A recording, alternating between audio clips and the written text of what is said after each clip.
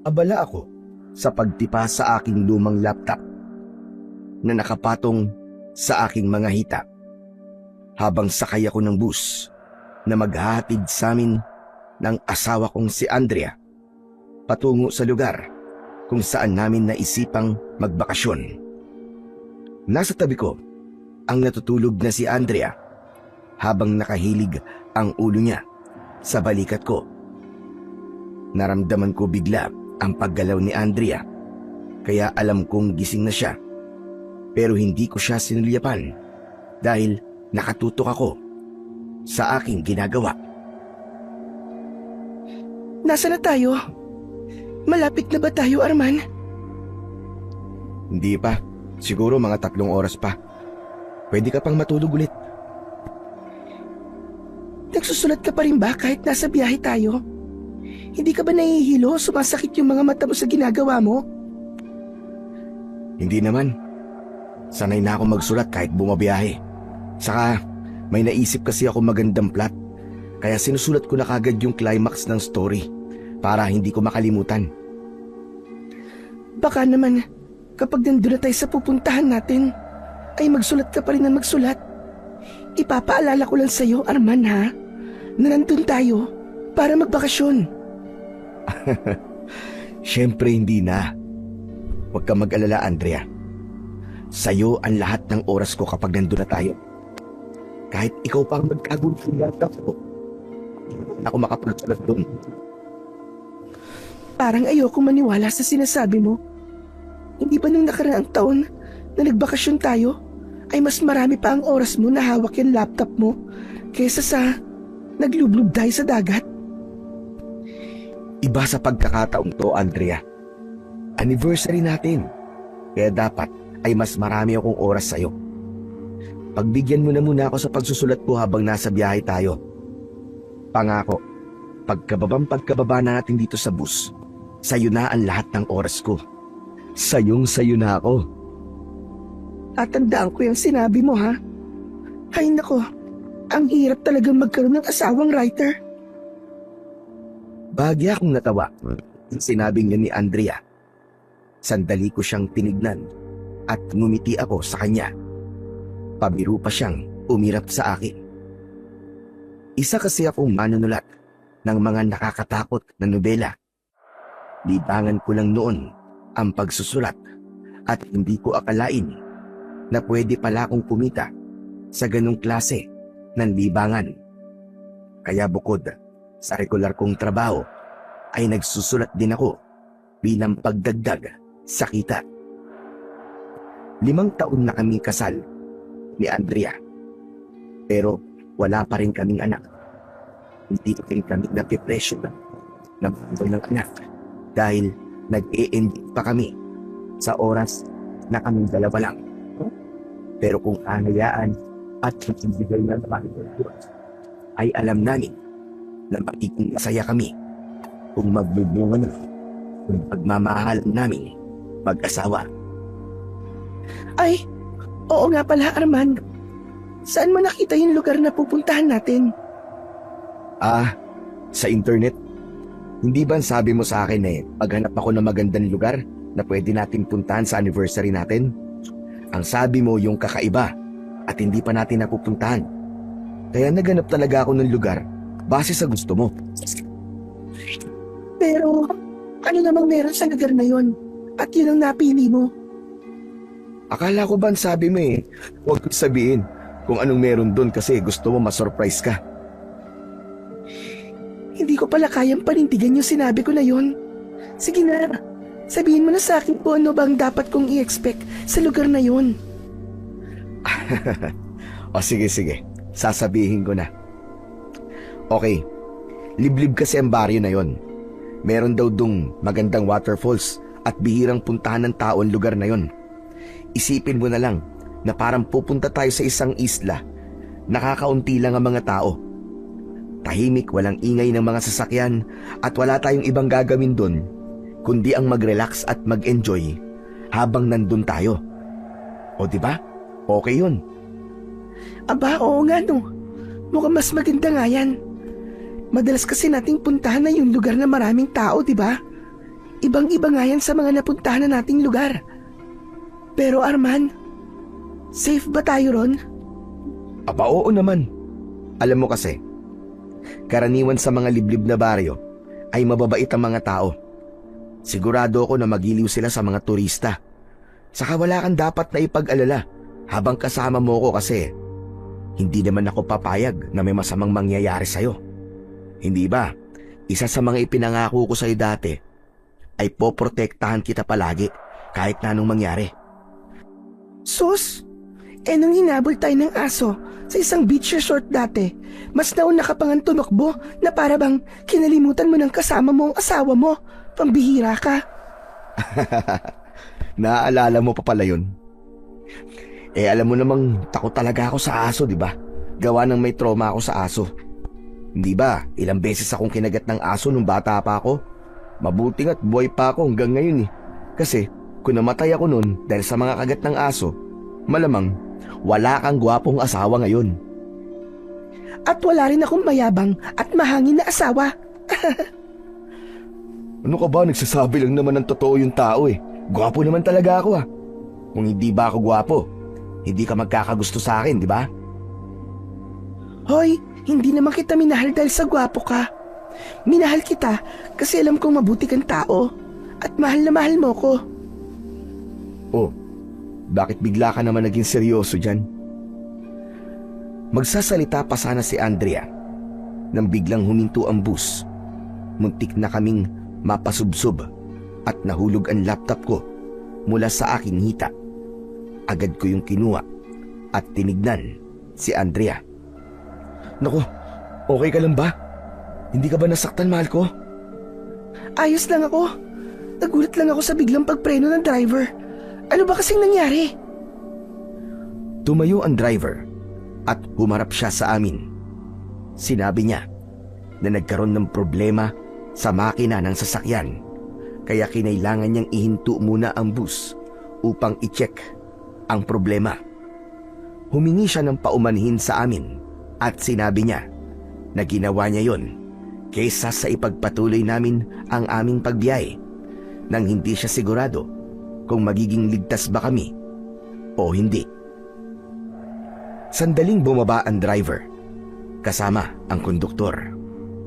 Maya-maya pa ay bumalik ang konduktor at sinabi sa amin na matatagalan bago maayos ang sira ng bus, kaya kailangan muna naming bumaba. Wala kaming nagawa kundi ang bumaba kasama ng iba pang mga pasahero. Sa labas ay puro mga puno ang nasa gilid ng kalsada na may konting damuhan. Naupo kami ni Andrea sa ilalim ng isang puno. Kinuha ko sa bag ang isang biskwit at isang bottled water. Mahal, nagugutom ka ba? May pagkain pa ako rito. Inaantok ako, Arman. Bakit ngayon pa kasi nasira ang bus eh? Palagi ka nalang inaantok. Hayaan mo na, wala na tayong magagawa sa bagay na yan. Maganda rin na hindi pinilit ng driver na i-drive yung bus kasi baka kung ano pang mangyari sa atin sa daan eh. O siya, sige. Gusto mo bang matulog muna? Gusto ko sana, pero saan naman ako matutulog? Hinubad ko ang jacket ko at inilatag ko yun. Inulat ko ang aking mga hita at sinabi ko kay Andrea na humiga siya sa jacket at gawin niyang unan ang mga hita ko. Natawa na lang si Andrea sa sinabi ko dahil aniya para kaming nagde-date sa park. Pero ginawa pa rin niya ang sinabi ko. Habang abala ang driver at konduktor ng bus sa pag-aayos ng bus, ay tulog naman si Andrea sa tabi ko. Sumandal ako sa katawan ng puno at hindi ko namalayan na pati ako ay nakatulog na rin. Nagising ako nang biglang sumigaw ng malakas si Andrea. Nagulat at nataranta ko dahil inakala ko na may kung anong hindi magandang nangyari sa kanya. Nabigla ako nang mahigpit na yumakap si Andrea sa akin. Nanginginig ang katawan niya at naramdaman ko ang takot niya Napansin ko na pinagtitinginan kami ng ilang pasahero. Hinayaan ko siya ng ilang segundo na nakayakap sa akin. Nang humiwalay si Andrea ay mas lalo kong nagtaka nang may luhang naglalandas sa magkabilaan niyang pisngi. Oh, ano nangyari sa'yo, Mahal? Bakit parang takot na takot ka? Arman, huwag na tayong tumuloy sa pupuntahan natin. Umuwi na tayo. Ha? Bakit naman? Nanaginip kasi ako ng hindi maganda. Sakay daw tayo ng bus na yan. Tapos, hinarang tayo ng mga nakakatakot na nilalang. Hindi ko alam kung anong klase silang nilalang, pero para silang mga halimaw. Tapos, pumasok sila sa bus at pinatay nila yung lahat. Kinain nila ang mga laman natin. At sinipsip nila ang dugo natin. Mahal, ano ka ba? Panaginip lang yun. Hindi totoo yun. Pero parang totoo siya, Arman. Kahit ngayon, parang nararamdaman ko pa rin yung pagkagat ng halimaw sa leg ko. Tingnan mo nga, oh. Kinikilabutan ako. Hay nako. Ikaw kasi. Ang hilig mong basahin ng mga sinusulat ko. Puro katatakutan ng mga yun. Nadadala mo na tuloy kahit sa panaginip mo. Arman naman, seryoso ako. Nagsasabi ako ng totoo sa'yo. Mahal, panaginip nga lang yun. Saka hindi ba ang sabi nila, kung ano ang napanaginipan mo ay kabaligtaran na mangyayari sa realidad. Ibig sabihin, walang mga halimaw ang haharang sa bus at papatay sa ating lahat. Paano? Kung hindi naman literal na mga halimaw ang haharang sa atin, paano kung isa yung pangitain na may masamang mangyayari sa atin kung itutuloy natin ang pagsakay sa bus na yan? Huwag mo kasing bigyan ng kung anong kahulugan na napanaginipan mo. Maraming beses na rin ako na naginip ng weird at kung ano-ano. Pero hindi ko pinapansin. Alam mo, Mahal, kung ano kasi yung palagi mong iniisip na mangyayari, ay yun ang maa-attract mo. Saka kung hindi tayo sasakay sa bus na yan, saan tayo sasakay? Tignan mo nga, halos walang dumadaan na sasakyan dito. Saka malapit ng gumabi, delikado kung maglalakad tayo pabalik. Natatakot talaga ako, Arman. Pakiramdam ko ay may hindi magandang mangyayari. Ano ka ba? Hindi ba ang sabi ko sa'yo? Ay handa akong protektahan ka palagi. Huwag mong kakalimutan na basta kasama mo ko, walang mangyayaring masama sa'yo. Ngumiti ako kay Andrea at muli ko siyang niyakap para kahit papano ay kumalma siya. Hindi nagtagal ay sinabi sa amin ng driver na pwede na kaming umalis. Nang oras na yon ay kalat na ang dilim sa paligid. Napansin ko ang pag-aalinlangan ni Andrea na sumakay sa bus, kaya pinisil ko ang kamay niya at ngumiti ako sa kanya. Tumango si Andrea at saka siya tuluyang sumakay sa bus. Nang nakasakay na ang lahat ng pasahero sa bus, ay muli yung umandar. Napansin ko na nababahala pa rin si Andrea habang nakatingin siya sa labas ng bintana. Mahal, okay ka na ba? Hindi pa. Hindi ko kasi makalimutan yung napanaginipan ko kanina. Ang mabuti pa, magdasal na lang tayo. Akin ang kamay mo. Inabot ni Andrea sa akin ang mga kamay niya at masuyo kong hinawakan ng mga yon. Magkasabay kaming pumikit at pabulong akong nagdasal. Ama, tulungan mo po ang aking asawa na alisin ang mga negatibong bagay na nasa loob ng kanyang isip. Gabayan mo po kami sa aming paglalakbay upang masiguro po namin ang aming kaligtasan hanggang sa makarating po kami sa aming destinasyon. Ang lahat pong ito ay dinadalangin ko sa pangalan ni Jesus na aming tagapagligtas. Amen.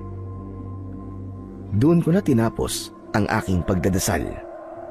Sabay naming binuksan ni Andrea ang aming mga mata. O ano? Kumusta na ang pakiramdam mo? Medyo okay na. Sabi ko naman sa'yo dasal lang ang solusyon sa takot na nararamdaman natin. Maraming salamat, Arman ha. Alam mo talaga kung paano ako pakakalmahin. Lalo na kapag natatakot ako. Aba, syempre naman. Ang tagal na nating magkasama kaya kilalang kilala na kita. Saka hindi ba? Palagi kong sinasabi sa'yo na sa tuwing natatakot ka ay magdasal ka lang. Maniwala ka na walang masamang mangyayari sa atin basta't malakas ang pananampalataya natin sa Panginoong Diyos.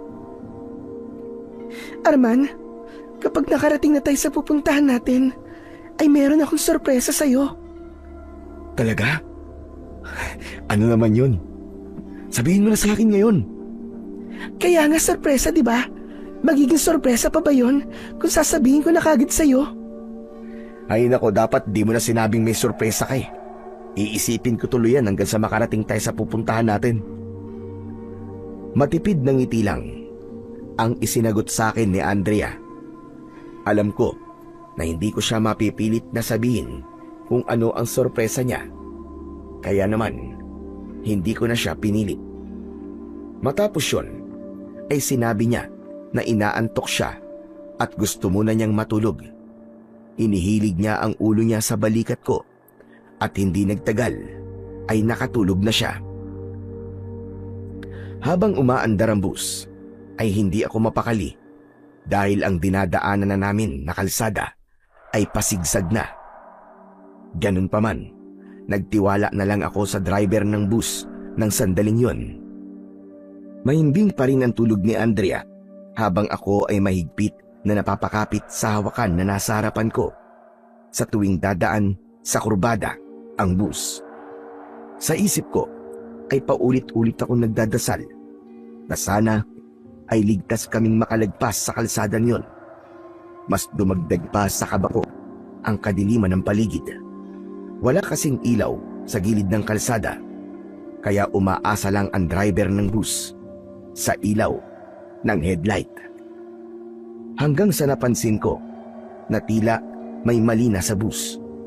Medyo gumigewang na yon, kaya nagdesisyon na akong gisingin si Andrea. Bakit, mahal? Malapit na ba tayo? Hindi pa. Eh bakit mo ako ginising? Basta, maging alerto ka lang ha. Kakausapin ko lang yung driver. Ha? Bakit? Ano nangyayari? Basta dito ka lang. Babalik din ako kagad. Tumayo na ako at nagsimulang maglakad papunta sa driver. Hindi ko muna sinabi kay Andrea ang kakaibang napansin ko sa bus dahil ayokong matakot siya. Habang naglalakad ako papunta sa unahan, ay napatingin ako sa bintana ng bus at napakunot ang noo ko dahil may nakita ko sa labas na mga anino na tila sumusunod sa bus. Napakabilis ng paggalaw ng mga anino na yon na para bang mga tao. Ilang beses ko pang tinusot ang mga mata ko dahil baka namamalikmata lang ako, pero hindi nawala ang mga anino. Hanggang sa naging balang lahat ng mahinahong sinabi ng driver na nawalan ng preno ang bus. May ilang nagsigawan at nagpanik na pasahero. Doon ko nalaman na tama ang aking hinala na may mali nga sa bus. Babalikan ko sana si Andrea nang makita ko sa unahan ang isang malaking pakurbang kalsada. Pinilit ng driver na makadaan sa kurbadang yon, ngunit may mga nilalang na humarang sa bus na naging dahilan para kumabig pa kaliwa ang bus. Sa kasamaang palad, isang matarik na bangin ang nasa kaliwa at dire-diretsyong nahulog doon ang bus na sinasakyan namin. Humampas sa kung saan-saan ang katawan ko habang naririnig ko ang malakas na pagsigaw ng mga tao. Pero ang nasa isip ko lang noon ay si Andrea. Hanggang sa tumama ng malakas ang likod ng ulo ko sa isang matigas na bagay na naging dahilan para magdilim ang paningin ko at mawalan ako ng ulirat. Inakala ko na yun na ang katapusan ng buhay ko. Sa taas ba naman ng bangin kung saan bumagsak ang bus na sinakyan namin ay inisip ko na walang makakaligtas sa mga nakasakay sa bus. Kaya naman, hindi ako makapaniwala nang nagising ako na nakadapa sa damuhan sa pinakailalim ng bangin. Sumalubong sa akin ang matinding sikat ng araw. Kahit puno ng sugat ang aking katawan at labis ang aking panghihina, ay pilit pa rin akong tumayo. Nakita ko ang sirasirang bus sa hindi kalayuan. Lumapit ako roon. Nakita ko ang mga sariwang dugo sa paligid, pero kahit isang katawan ng tao ay wala. Andrea! Aray, Andrea! Andrea, nasa ka? Mahal! Andrea! Luminga ako sa paligid, pero wala akong nakitang kahit isang tao sa paligid ko. Naisip ko na baka may mga dumating na rescuer at kinuha na ang katawan ng aking asawa kasama ng ibang mga pasahero. Ang ipinagtataka ko lang ay kung bakit hindi ako kasama sa mga na-rescue, kayong hindi naman ako kalayuan sa pinaghulugan ng bus. Tumingala ako sa itaas kung saan nahulog ang bus. Sobrang tarik nun at posibleng makaakyat ako ron. Kaya ang ginawa ko ay naglakad na lang ako at umasa na may makikita akong baryo kung saan makakahingi ako ng tulong. Hindi ko na alam kung gaano ako katagal naglalakad nang may nakita akong matandang lalaki na nakasakay sa isang kalabaw. Kahit nanghihina, ay lumapit ako sa kanya at nagulat siya nang nakita niya ako. Agad siyang bumaba sa kanyang kalabaw para alalayan ako dahil muntik na akong matumba. Tulungan niyo po ako. Tulungan niyo ako para niyo na pong awa. Diyos ko! Ano nangyari sa iyo? Bakit ang dami mo sugat? Nahulog po kami sa bangin. Yung sinasakyan po namin bus. Tulungan niyo po ako. Nawawala po yung asawa ko. Sandali, dadalhin kita sa bahay ko. Kailangan magamot ang mga sugat mo at baka magkaroon pa yan ng impeksyon. Ayos lang po ako, Manong. Yung asawa ko po, kailangan ko po siyang mahanap. Kailangan ko po masiguro na buhay siya. Tulungan niyo po ako. Huwag ka munang mag-isip ng kung ano-ano tungkol sa asawa mo. Ang sarili mo muna ang unahin mo. Halika, sumama ka sa akin para magamot na kita. Nang dahil sa labis kong panghihina at dumagdag pa ang matinding sikat ng araw, ay biglang umikot ang aking paningin. Dumilim ang paligid ko hanggang sa muli akong nawalan ng malay. Sa muling pagbabalik ng aking ulirat, ay nakahiga na ako sa isang papag. Puno ng benda ang aking katawan. Nasa loob ako ng isang kubo. Madilim, pero may isang nakasinding gasera na nakapatong sa lamesa. Tatayo sana ako, pero impit akong napadaing nang sumakit ang buo kong katawan. Doon na pumasok ang matandang lalaki na tumulong sa akin kanina. Lumapit siya sa akin at humila siya ng isang upuan. Umupo siya sa tabi ng papag. Huwag mo munang subukang gumalaw. Bukod sa napakarami mong sugat, ay may mga buto ka ring nabali. Tatang, ang asawa ko po, si Andrea. Kailangan ko po siya makita. Samahan niyo po ako sa malapit na ospital. Baka naroon po siya. Tama ba ang pagkakatanda ko? Ang sabi mo ay nahulog sa bangin yung bus na sinakyan nyo. Opo, Tatang. Nawalan po ng preno yung bus. Tapos dumaan po kami sa isang delikadong kurba. At doon na po kami na aksidente. Bago mangyari sinasabi mong aksidente, wala ka bang napansin na kakaiba? Anong kakaiba po ang ibig niyo sabihin, Tatang? Kakaiba sa labas ng bus. Bigla akong natigilan sa sinabi ng matandang lalaki. Bumalik kasi sa alaala ko yung mga aninong gumagalaw at nakasunod sa bus bago kami mahulog sa bangin. Bago po kami maaksidente, may nakita po ako mga anino sa labas ng bus. Tapos, biglang humarang po yung mga anino na yun sa harapan po ng bus. Kaya mas lalo po nawala ng kontrol yung driver. At doon na po kami tuluyang nahulog sa bangin. Pero tatang, sa tingin ko po, namamalikmata lang ako nun eh. Malamang ay anino lang po ng mga puno yun sa paligid. Nagkakamali ka. Hindi anino ng mga puno ang nakita mo, kundi anino ng mga aswang. Ano ho? Aswang? Anong aswang?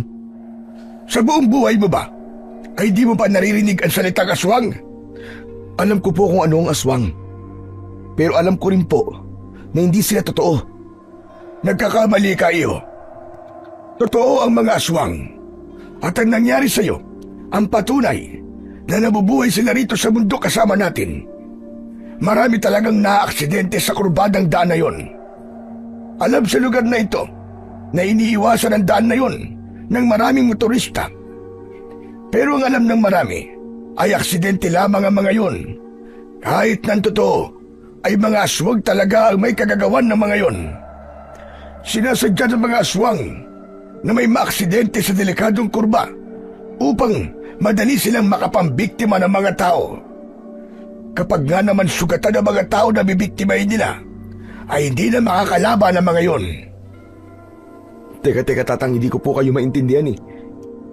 Hindi ko po alam kung saang libro niyo po nabasa ang mga sinasabi niyo.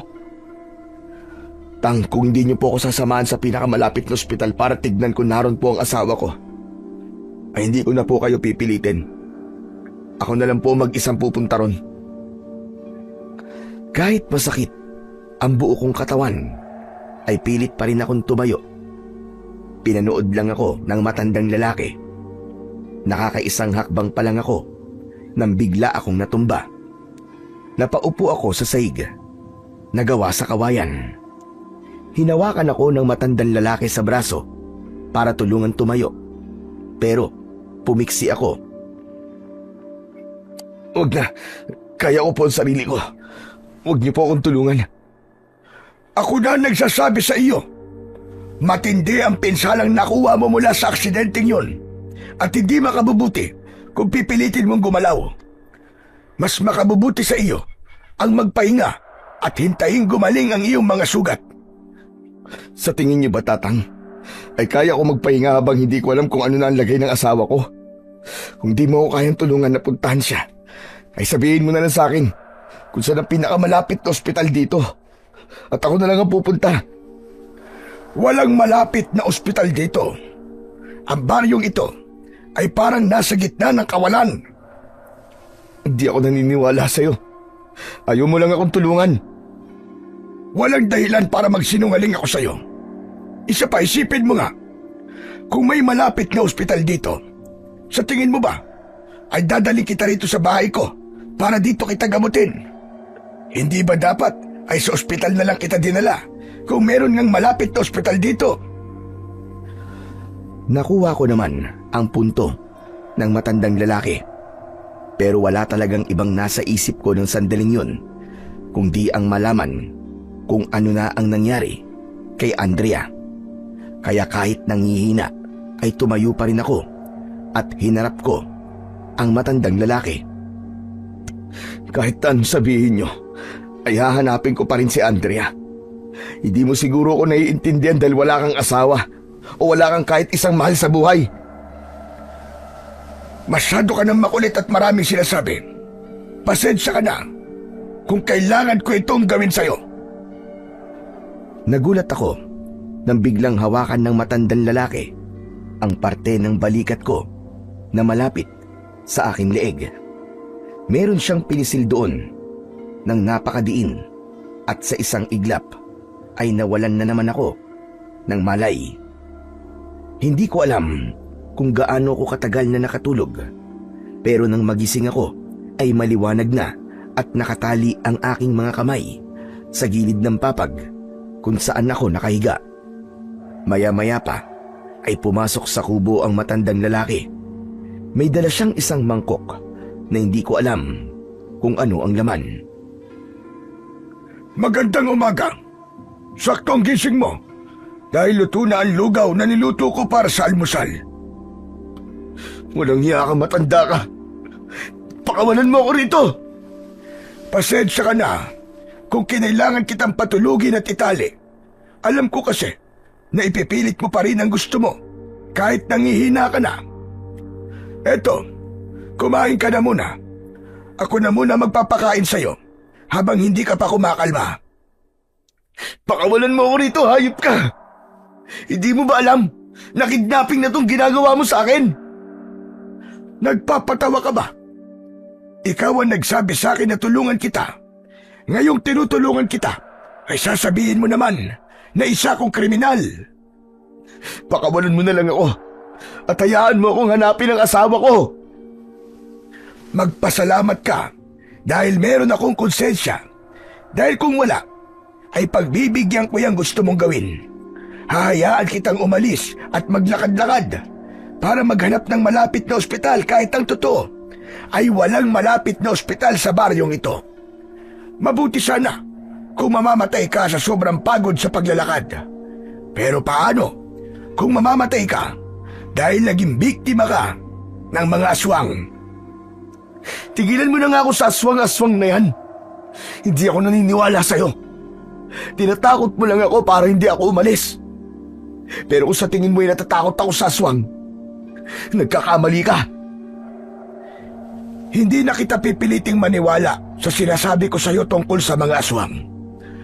Hahayaan ko na lang na kusa ka na lang maniwala pagdating sa bagay na yan.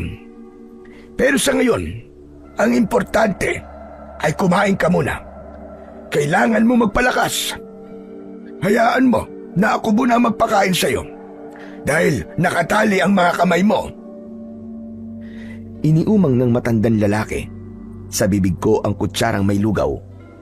Tinignan ko ng diretsyo sa mata ang matandang lalaki at naramdaman ko na hindi siya masamang tao. Napagtanto ko na ayaw niya lang akong umalis dahil mahina pa ang katawan ko. Kaya niya ako itinali. Sige na, Tatang.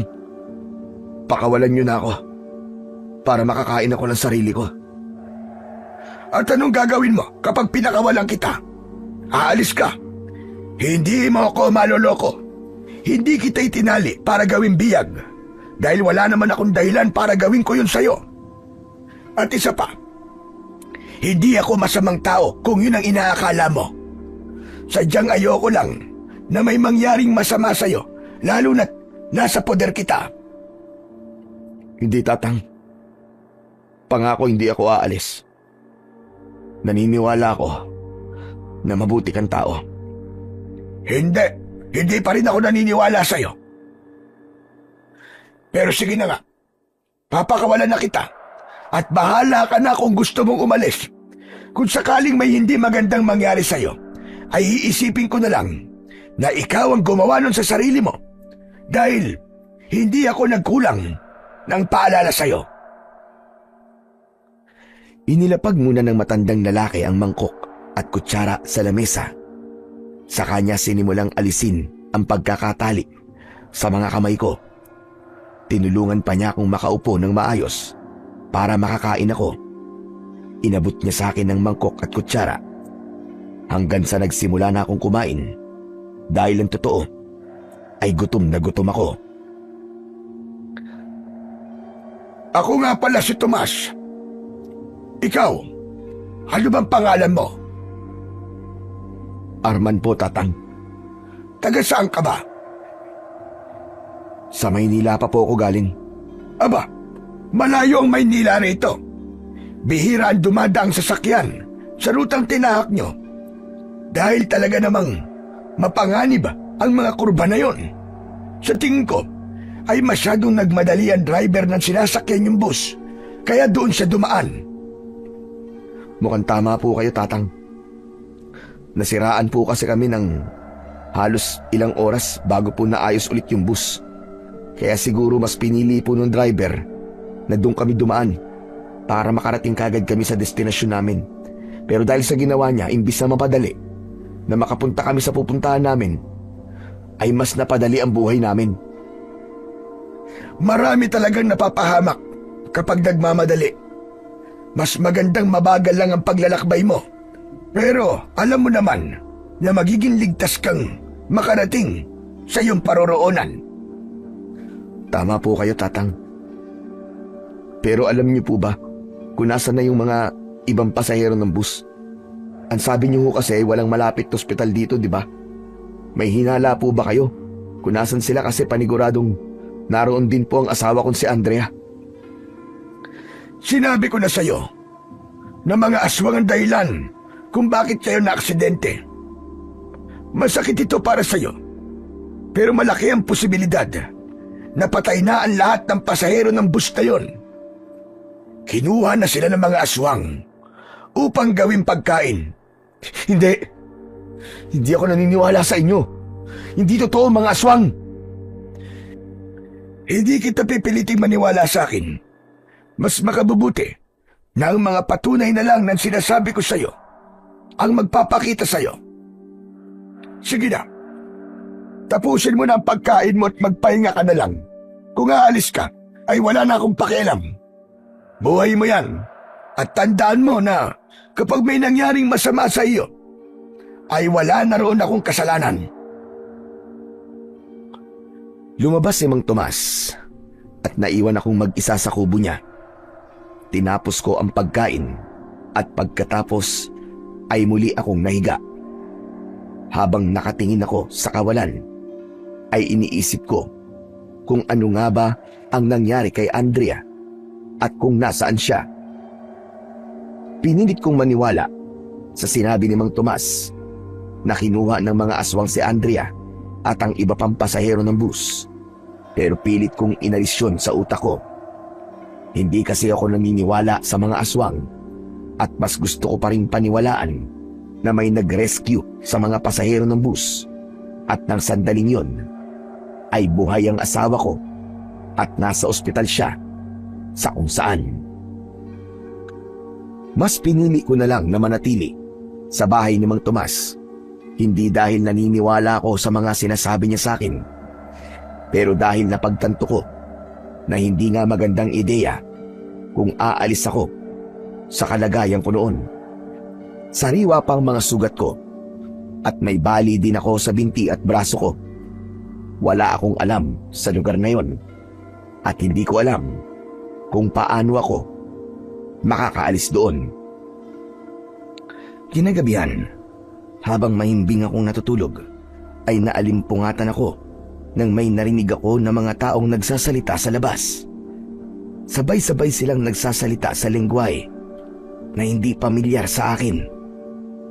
Tahimik akong tumayo at pinakiramdaman ko kung saan nanggagaling ang naririnig ko. Napagtanto ko na sa likod ng bahay na yon nagmumula. Marahan akong humakbang hanggang sa makarating ako sa maliit na kusina. Mula sa siwang ng dingding na gawa sa kawayan ay sumilip ako roon.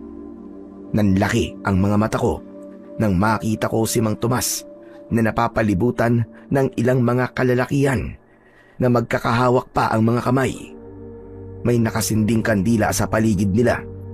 Nakapikit silang lahat habang umuusal ng mga salita na hindi ko maintindihan. Anong ginagawa nila? Bakit para silang mga kulto? Hindi ko alam kung bakit wala akong ideya sa kung ano ang ginagawa nila at kung para saan yun. At nakaramdam na ako ng takot. Naguguluhan akong bumalik sa papag at nang humiga ako ay doon ko inisip kung anong ginagawa ni Mang Tomas. Pero kahit na anong isip ang gawin ko ay wala akong nakuwang sagot. Lalo na't hindi ko pa naman kilala ng gusto si Mang Tomas. Kinabukasan ng umaga ay sabay na kaming nag-almusal ni Mang Tomas. Nilagang saging na saba ang kinakain namin. Tahimik ako at nakatulala dahil nasa utak ko pa rin ang nakita ko nung nakaraang gabi. Ang tahimik mo naman. Parang ang lalim ng iniisip mo. Mang Tomas, meron lang akong itatanong. Pero wag ka sana magagalit ha. Ayokong magsabi na hindi ako magagalit. Depende pa rin sa kung ano ang itatanong mo. Wag na nga lang po. Hindi na ako magtatanong. Magtanong ka na. Kesa isipin mo pa yan at hindi ka makatulog. Sige na nga. Bahala na kung magagalit kayo. Kagabi kasi, nagising ako kasi may naririnig ako mga taong nagsasalita sa likod ng bahay. Sumilip ako at nakita ko kayo kasama ang ilang mga lalaki. Para po kayo nagdadasal na nagri-ritual na hindi ko maintindihan eh. Miyembro po ba kayo ng kulto? Nakita mo pala ang ginagawa namin kagabi. Bakit? Kapag ba nagsasagawa ng ritual, ay kulto na kagad para sa iyo? Hindi ko po alam eh. Ganun kasi ang nakikita kong ginagawa ng mga kulto sa pelikula. May ginagawa silang pagdarasal tuwing gabi, tapos may mga kandila sa paligid nila. Masyado ka naniniwala sa mga napapanood mo sa telebisyon. Hindi lahat ng nagdarasal sa kakaibang lingwahe tuwing gabi ay miyembro na kagad ng kulto. Huwag mo kaming husgahan. Base lang sa nakita mo kagabi. Kung hindi po kayo kulto, ano po kayo? Hindi ko obligasyong sagutin ang tanong mo na yan. Lalo na't alam ko na hindi ka naniniwala sa mga sinasabi ko sa'yo. Wala akong dapat na ipaliwanag sa'yo dahil malinis ang konsensya ko at wala akong ginagawang masama o mali. Grabe, ang dami niyo naman kagad na sabi. Oo o hindi lang po ang sagot sa tanong ko. Karapatan kong huwag sagutin ang tanong mo. Ngunit wala kang dapat na ikabahala sa nakita mo kagabi. Gaya ng sinabi ko, wala kaming ginagawang masama at darating din ang panahon na malalaman mo kung para saan ang ginagawa namin. Hindi na ako nagsalita pa at hindi ko na rin pinilit si Mang Tomas na sagutin ang tanong ko. Pero nagkaroon ako ng masamang kutob tungkol sa kanya, lalo na't para sa akin ay hindi normal ang nakita ko nung nakaraang gabi. Mabilis na lumipas ang mga araw at oras-oras ay iniisip ko pa rin si Andrea. May mga pagkakataon na hindi ko mapigilang umiyak dahil pakiramdam ko ay wala akong kwentang asawa. Nangako pa naman ako kay Andrea na palagi ko siyang poprotektahan at hindi ko hahayaan na may mangyaring masama sa kanya. Pero nung oras na kailangan niya ako, ay wala akong nagawa para siya ay iligtas. Palagi na lang akong nagdadasal na kung nasaan man si Andrea, ay ligtas siya, kagaya ko. Nakiramdam din ako kay Mang Tomas simula nang nakita ko sila noong nakaraang gabi. Wala naman akong napansin na kakaiba sa kanya o kung meron man siyang gagawing hindi maganda sa akin. Kaya kahit paano ay muli akong naging kampante sa kanya. Inisip ko na lang din na kung masama siyang tao ay hindi na dapat niya ako tinulungan nung una pa lamang.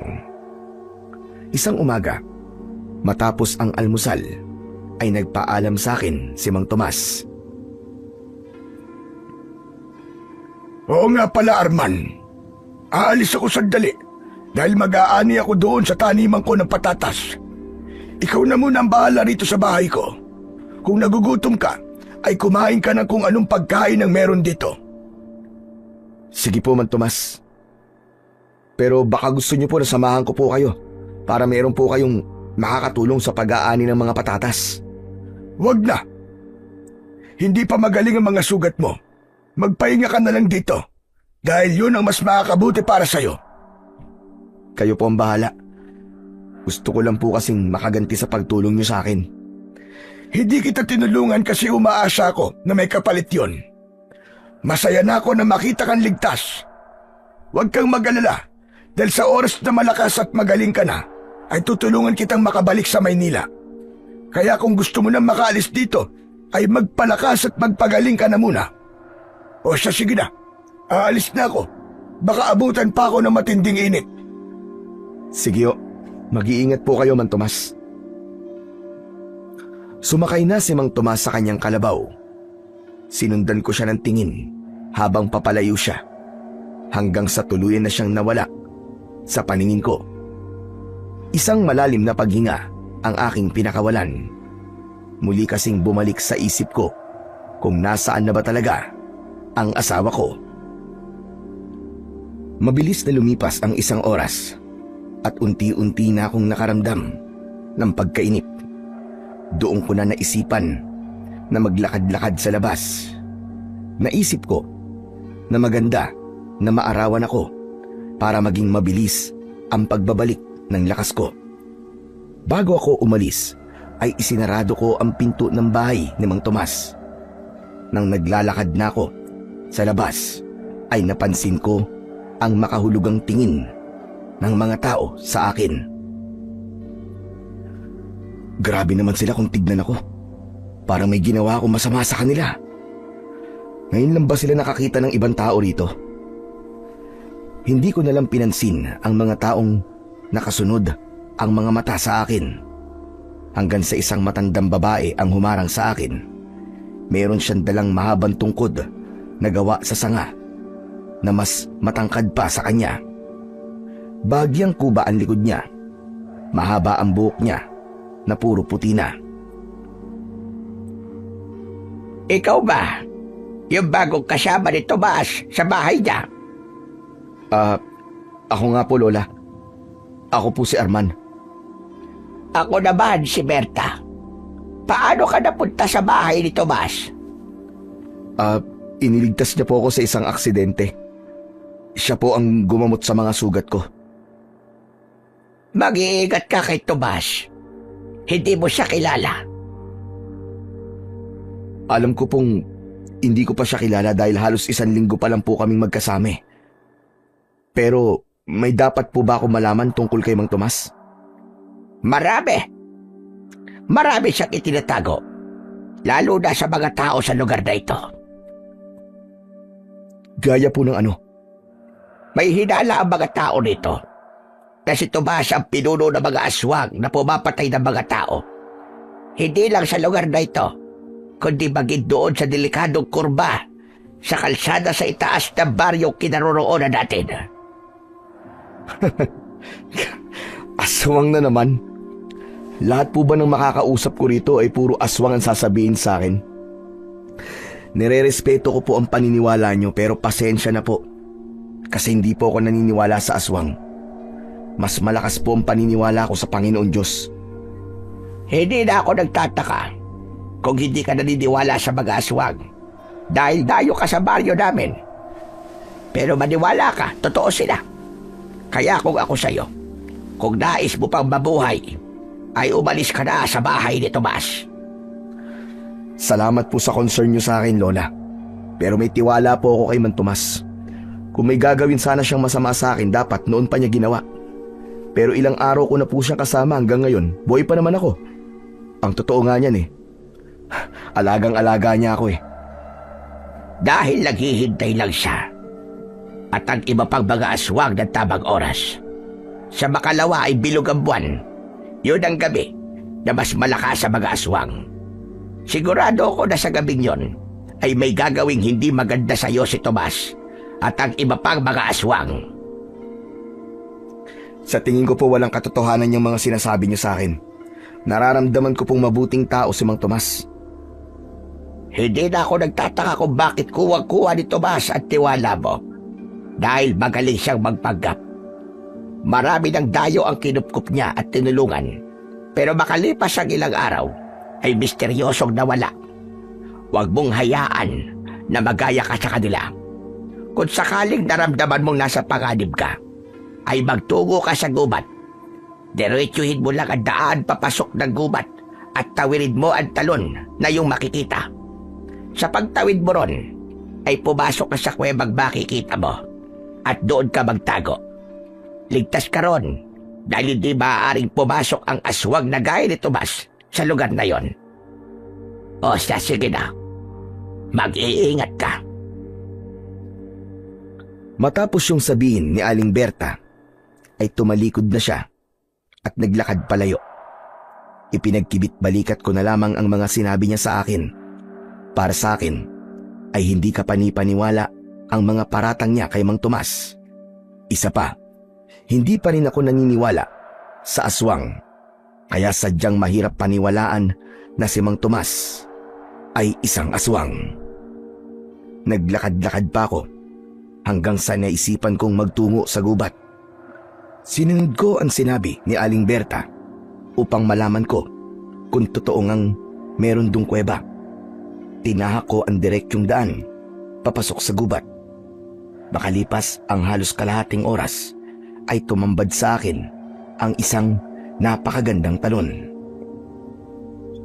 Sandali, hindi ako pwedeng magkamali.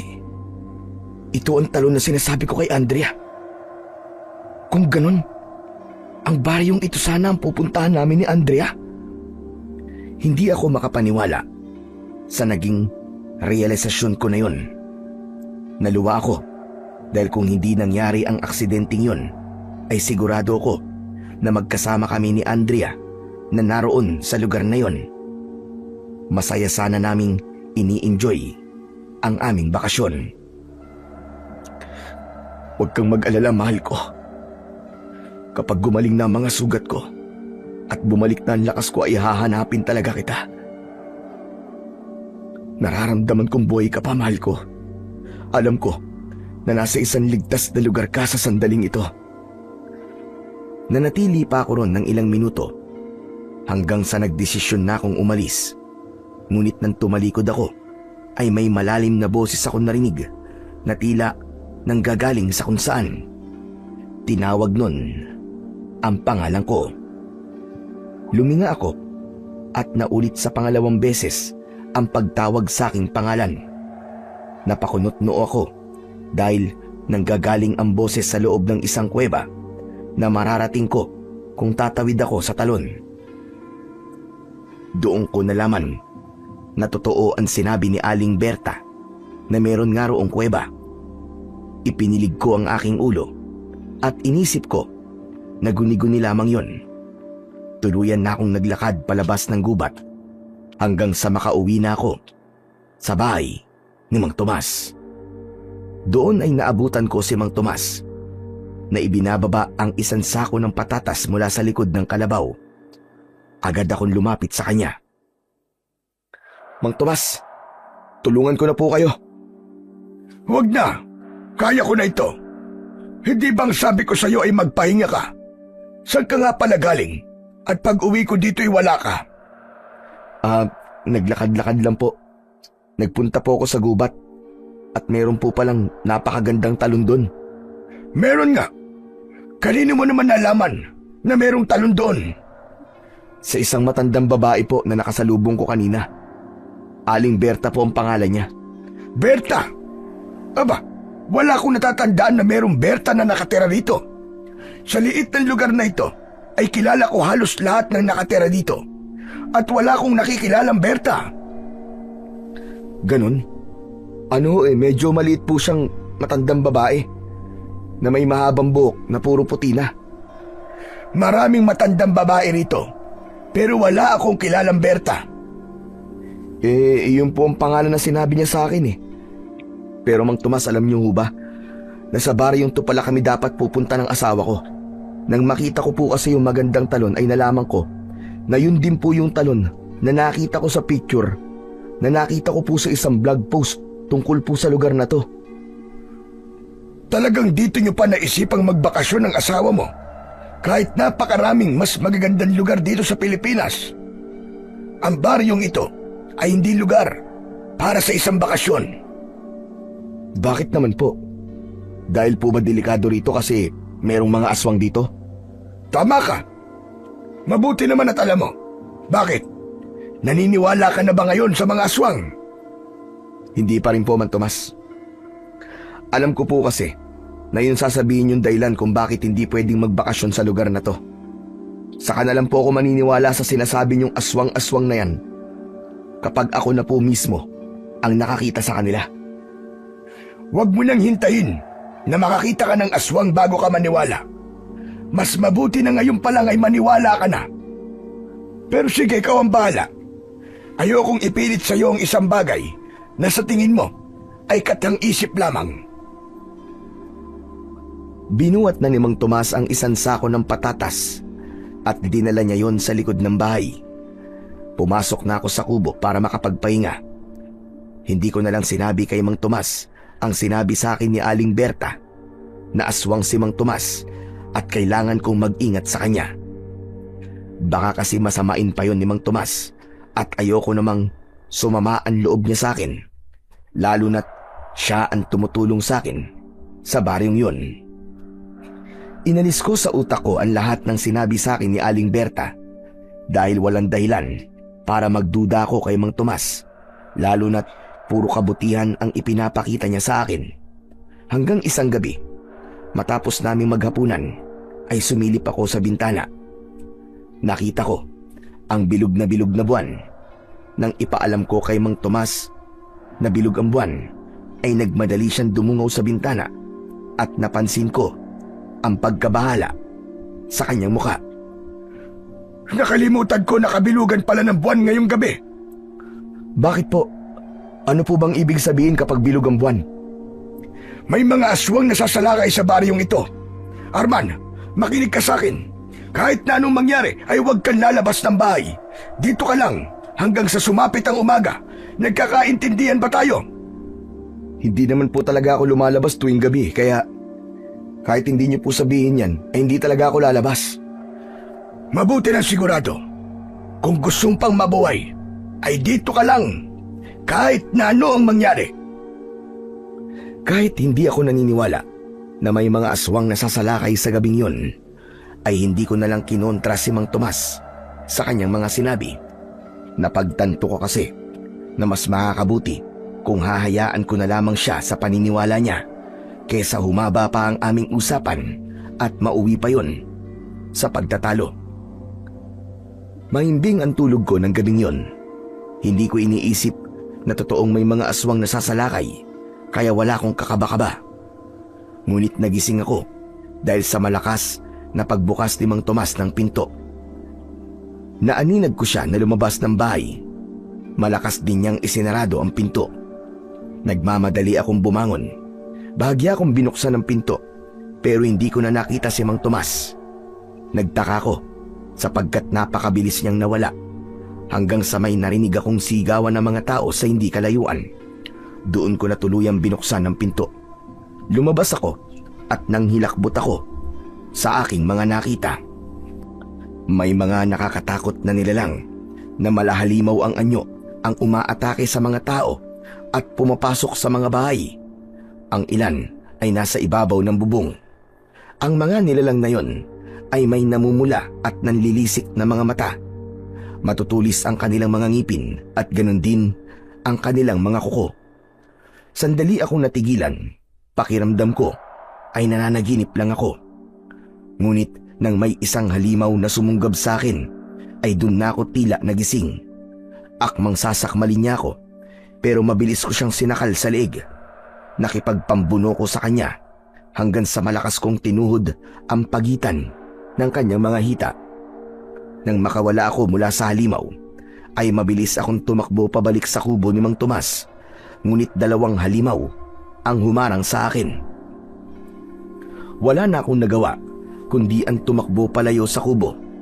Hindi ko alam kung saan ako pupunta dahil kahit saan dumako ang mga mata ko ay may nakikita akong mga halimaw. Diyos ko, mga aswang nga yata ang mga halimaw na yun. Totoo nga sinabi naman, Tomas. Totoo mga aswang. Patuloy ako sa pagtakbo. Sinabi ko sa aking sarili na hindi ako maaaring mamatay dahil kailangan ko pang makita at makasama ang asawa ko. Hanggang sa naalala ko ang sinabi sa akin ni Aling Berta. Walang pagdadalawang isip na tumakbo ako papasok sa gubat. Hindi na ako nag-abalang lumingon sa aking likuran kahit pakiramdam ko ay may mga aswang na nakasunod sa akin. Bahagyang bumagal ang pagtakbo ko dahil sa mabatong daan hanggang sa tinawid ko na ang talon at nang nakita ko na ang kuweba ay agad akong pumasok doon. Nagtago ako sa isang malaking bato at mula roon ay nakita ko ang mga aswang na sumusunod sa akin na nakatayo lang sa labas ng kuweba. Nakatingin sila sa akin pero hindi na sila nagtangkang sundan ako hanggang sa umalis na sila at nawala na sila sa paningin ko. Mukhang totoo nga sinabi ni Aling Berta. Hindi nakakapasok sa kuwebang ito mga aswang. Pero kung totoo ang sinabi niyang yun, totoo rin kaya na aswang si Mang Tomas? Nang dahil sa bagay na yon, ay nakaramdam ako ng takot kay Mang Tomas. Naisip ko na kung hindi pala ako nakalabas sa bahay niya, ay baka doon pa niya ako pinatay kung totoo man na isa siyang aswang. Naglakad-lakad ako sa loob ng kuweba upang maghanap ng magandang pwesto kung saan ako maaaring magpahinga. Hindi ko alam, pero habang tumatagal ang paglalakad ko, ay pabigat ng pabigat ang hangin sa loob noon. Para bang may kung anong nakabara sa lalamunan ko na naging dahilan para mahirapan ako sa aking paghinga. Hanggang sa nakarating na ako sa dulo ng kuweba, nagimbal ako dahil meron doon itim na usok na lumulutang sa hangin. Tila sumasayaw yun. Lumapit ang itim na usok sa akin at nagpaikot-ikot yun sa paligid. Itinaboy ko ang itim na usok gamit ang mga kamay ko, pero patuloy lang yun sa pag-ikot sa akin hanggang sa huminto ang usok sa tapat ng mukha ko at isang boses ang aking narinig. Sa wakas, nagpunta ka na sa lugar na ito, Arman. Sino ka? Magpakita ka sa akin! Nandito na ako sa harapan mo.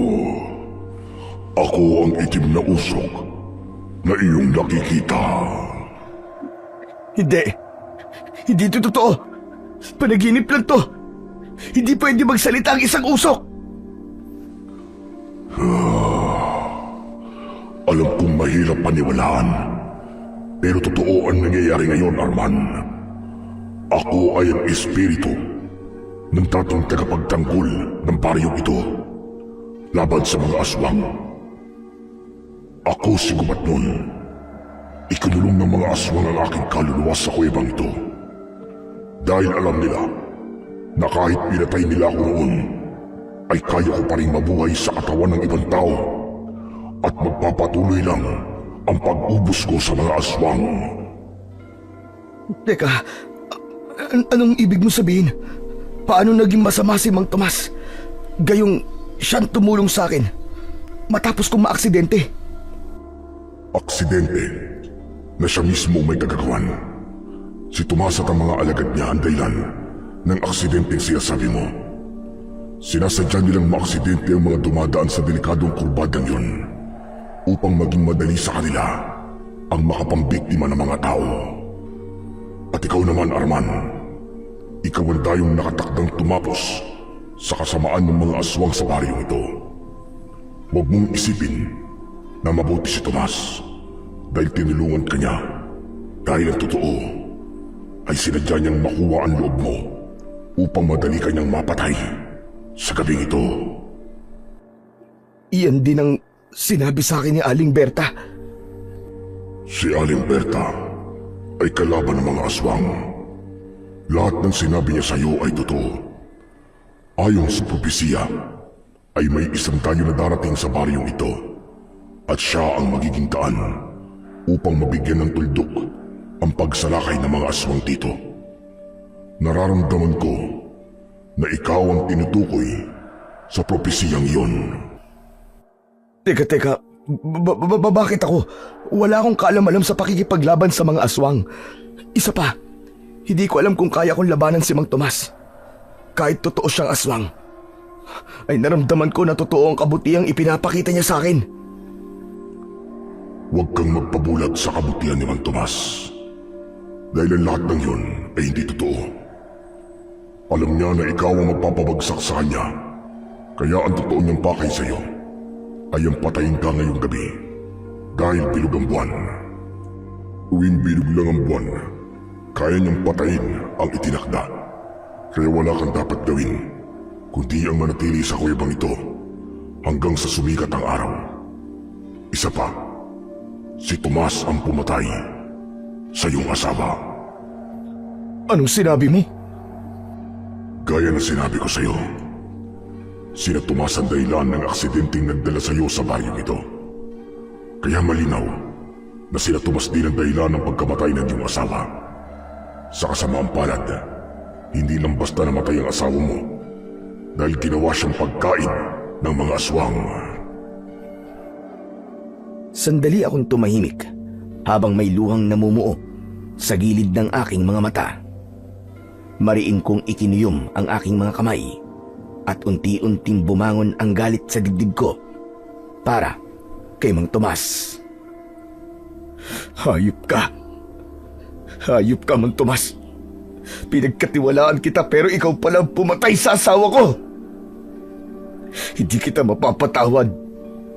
Magbabayad ka sa ginawa mo kay Andrea!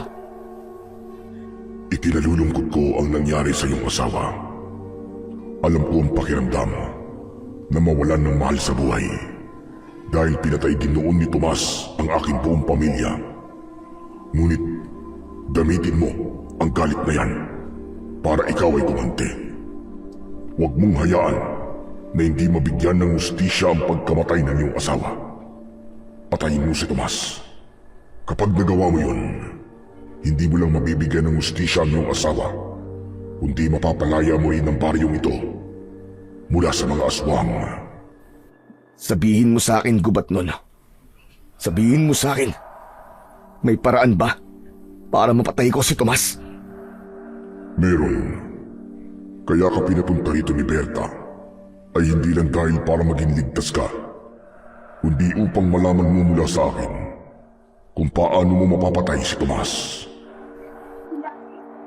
Sabihin mo sa akin ang paraan na yun at handa kong gawin ang lahat para nang maipaghigante si Andrea. Kailangan kong gamitin ang iyong katawan, Arman. Kailangan kong pumasok sa iyong katawan upang magkaroon ako muli ng katawan lupa. Yun lamang ang natatanging paraan para makalabas ako sa kuwebang ito. Kapag nasa loob mo na ako, ay magagamit mo rin ang aking kakayahan bilang manunugis ng mga aswang. Hindi. Ayokong ipagamit ang katawan ko sa'yo. Hindi nga kita kilala eh. Ngunit yun lamang ang tanging paraan para matalo natin si Tomas. Hindi porke nasa loob ako ng iyong katawan ay ako na ang kukontrol sa'yo. Ikaw pa rin ang masusunod. Ngunit mararamdaman mo ang aking paggabay sa'yo. Lalo na kapag nakikipaglaban ka sa mga aswang. Kapag napatay na natin si Tomas, ano na ang mangyayari? Maaari na akong umalis sa iyong katawan dahil tapos na ang aking misyon. Kung iniisip mo na habang buhay akong nakasanib sa iyo ay nagkakamali ka, kailangan ko lang tapusin ang misyon na hindi ko natapos at ikaw mo makakatulong sa akin na gawin yun. Muli akong tumahimik upang makapag-isip ako ng maayos. Inisip ko na kapag pumayag ako sa gusto ni Gubat nun, ay malaki ang posibilidad na maipaghihiganti ko ang kamatayan ni Andrea. Maya-maya pa ay marahan na akong tumango. Sa tingin ko ay wala na akong mapagpipilian, Gubat nun, kundi ang magtiwala sa'yo. Lahat ng sinabi mo ay tumugma sa sinabi ni Aling Berta. Isa pa, minsan ko nang nakita si Mang Tomas na may mga kasamang mga lalaki na nagdadasal sa likod ng bahay niya. Dapat doon pa lang ay nagduda na ako sa kanya. Ang mga lalaking nakita mo na kasama ni Tomas ay mga aswang na kagaya niya. Sa tingin ko ay nagsasagawa sila ng isang ritual upang maging mas malakas sila. Ngayon tatanungin kita, Arman. Pumapayag ka na bang gamitin ko ang iyong katawan? Kailangan ko ng pagpayag mo dahil kung hindi ka papayag ay hindi ako magkakaroon ng kakayahan na sumanib sa iyo. Sige, pumapayag na ako, Gubat nun. Pumapayag akong gamitin mo ang katawan ko para patayin si Mang Tomas at ang lahat ng mga alagad niyang aswang. Gagawin ko to para kay Andrea. Hindi ako papayag na hindi mananagot ang dahilan ng kamatayan ng asawa ko. Maraming salamat sa pagpayag mo. Sisiguraduhin ko na hindi mo pagsisisihan ang desisyon mong ito. Pagkasama nating pababagsakin si Tomas at ang lahat ng kakampi niya. Matapos yung sabihin ni Gubat nun, ay nagpaikot-ikot muli sa akin ang itim na usok. Pabilis ng pabilis ang pag-ikot ng usok hanggang sa bigla na lang yung pumasok sa bibig ko. Naramdaman ko ang paggapang ng itim na usok sa bawat parte ng aking katawan. Para yung apoy na mabilis na sinakop ang buo kong pagkatao. Malakas akong napasigaw habang nakaluhod dahil sa napakasakit ng aking dibdib. Pakiramdam ko ay unti-unting dinudurog ang lahat ng lamang loob ko. Parang luluwa na ang mga mata ko. Kahit walang apoy, ay para akong sinusunog ng buhay. Patuloy ako sa pagsigaw na para bang mapupunit na ang aking lalamunan hanggang sa hindi ko nakinaya ang sakit at tuluyan na akong nawalan ng malay. Hindi ko na nalaman kung ano ang sunod na nangyari pagkatapos nun. Hindi ko alam kung gaano ako katagal na nawalan ng malay, pero nang nagising ako ay maliwanag na sa labas ng kuweba. Marahan akong tumayo at nang naalala ko ang nangyari kagabi ay agad kong pinakiramdaman ang aking sarili. Hinawakan ko ang aking muka at katawan. Wala akong naramdaman na kakaiba o kahit konting pakiramdam na merong ibang nasa loob ng aking katawan. Sinabi ko na nga ba? Panaginip lang ang lahat ng yun. Hindi panaginip pa nangyari kagabi, Arman. Nagulat ako nang marinig ko ang boses ni Gubat nun sa loob ng aking utak. Gubat nun? Ikaw ba yan? Ako nga, Arman. Nang dahil sa pagpayag mo, ay nasa loob na ako ng iyong katawan. Ngunit huwag kang mag-alala, dahil tanging ikaw lamang ang makakarinig sa aking boses. Mabuti naman kung ganun. Pasensya ka na. Dahil naninibago pa ako. Hindi ako sanay na may naririnig akong boses sa loob ng utak ko. Naiintindihan kita. Kahit ako'y naninibago rin. Dahil ngayon lang ulit ako nagkaroon ng katawan. Ano palang gagawin natin, Gubat nun? Lumabas ka na sa kuwebang ito at bumalik ka sa bahay ni Tomas. Ngunit huwag mong sasabihin sa kanya ang nangyari kagabi. Kahit ang pangalan ko ay huwag mong babanggitin sa kanya. Kailangan isipin niya na wala ka pang alam kung ano talaga siya. Kailangan natin maghintay ng susunod na pagbilog ng buwan bago mo siya patayin. Bakit kailangan ko pa maghintay ng ganong katagal? Hindi ba pwedeng ngayon na natin siya patayin? Hindi maaari. Tuwing bilog ang buwan ay mas lumalakas si Tomas at ang mga aswang. Pero kasabay nun ay humihina rin ang kanilang depensa dahil tumatanggap ang katawan nila ng kapangyarihan mula sa buwan. Naiintindihan ko na. Kung ganun, kailangan ko talaga magpanggap. Mahirap yun para sa akin lalo na alam ko nang si Mang Tomas ang may kagagawan sa pagkamatay ni Andrea. Pero huwag kang mag-alala, Gubat nun. Gagawin ko ang lahat para hindi siya maghinala sa akin. Ganyan nga, Arman. Sundin mo lang ang lahat ng sinasabi ko at makukuha mo ang ustisya para sa iyong asawa. Naglakad na ako palabas ng gubat. Habang naglalakad ako pabalik sa bahay ni Mang Tomas, ay panay ang hinga ko ng malalim. Pilit kong pinapakalma ang aking sarili dahil hindi ko alam kung ano ang mangyayari sa sandaling makaharap ko ang pumatay sa aking asawa. Pagdating ko sa bahay ni Mang Tomas, ay agad akong sinalubong ni Mang Tomas. Bakas ang pag-aalala sa mukha niya. Kung hindi ko alam na isa siyang aswang at siya ang pumatay kay Andrea, ay talagang masasabi ko na totoo ang pag-aalala niyang yun. Nang hawakan niya ako sa magkabila ang balikat ko, ay gusto ko siyang suntukin, pero pinigilan ko ang akin sarili na gawin yun. Saan ka ba nang galing, Arman? Ba't ngayon ka lang umuwi? Magdamag ako nag-alala sa'yo. Ayos ka lang ba? Hindi ka ba sinaktan ng mga aswang kagabi? Hindi naman. Ayos lang ako. Tumakbo po ako sa gubat at doon ako nagtago. Mabuti naman kung ganun. Ang akala ko talaga ay kung ano nang nangyari sa'yo.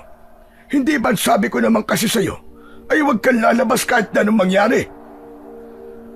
Hindi ko po kasi napigilang hindi lumabas nang marinig kong sigawan ng mga tao. Ang akala ko kung ano na po nangyayari. Hindi ko naman ho akalain na totoong may mga aswang dito kagabi. May mga aswang na hinabol ako hanggang sa nakarating ako dun sa gubat. Hindi bale. Ang importante ay ligtas ka at walang masamang nangyari sa iyo. Sa susunod ay huwag ka nang lalabas kapag sinabi ko na may mga aswang na aatake. Diyos ko, pinag-alala mo talaga ako ng gusto. Huwag kang maniwala sa mga sinasabi niya. Nagpapanggap lang siya, Arman. Huwag mong kakalimutan na siya ang pumatay sa asawa mo. Huwag kang mag-alala. Hindi ko kakalimutan yun. Ano ka mo? May sinasabi ka ba, ha, Arman? Wala ko. Sabi ko po, huwag po kayong mag-alala. Dahil hindi ko po kakalimutan ang sinasabi niyo sa akin. Pwede po bang magpahinga na muna ako? O sige. Pumasok ka na sa loob at magpahinga ka na. Kung nagugutom ka ay may pagkain sa kusina. Kumain ka na lang doon. Ako naman ay tutulong sa panggagamot sa mga sugatan sa nangyaring pag-atake ng mga aswang kagabi. Nilagpasan ko si Mang Tomas at dire-diretso akong pumasok sa bahay niya. Umupo ako sa papag at dahil sa nakabukas ang pinto ay nakita ko ang pag-alis ni Mang Tomas. Nakita mo na kung gaano kahusay magpanggap si Tomas. Gagawin niya ang lahat para hindi ka maniwala sa kanya. Dahil gaya mo, ay kailangan din niya maghintay ng susunod na pagbilog ng buwan bago siya ulit magkaroon ng pagkakataon para patayin ka. Gusto ko na siyang patayin kanina, gubat nun. Hindi ko ba talaga pwedeng gawin yun ngayon? Alam kong mahirap para sa'yo na magpatayin kagad si Tomas. Pero kailangan mong pigilan ang iyong sarili. Kung magiging padalos-dalos ang iyong kilos, ay baka mapahama ka lang.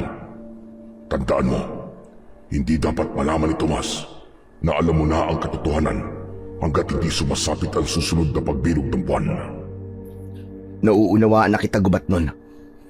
Mahirap, pero kailangan ko nga talagang makisama kay Mang Tomas. Pero wag ka mag-alala, gubat nun. Gagawin ko ang lahat para magtagumpay tayong dalawa. Mariin kong naikuyom ang aking mga kamay.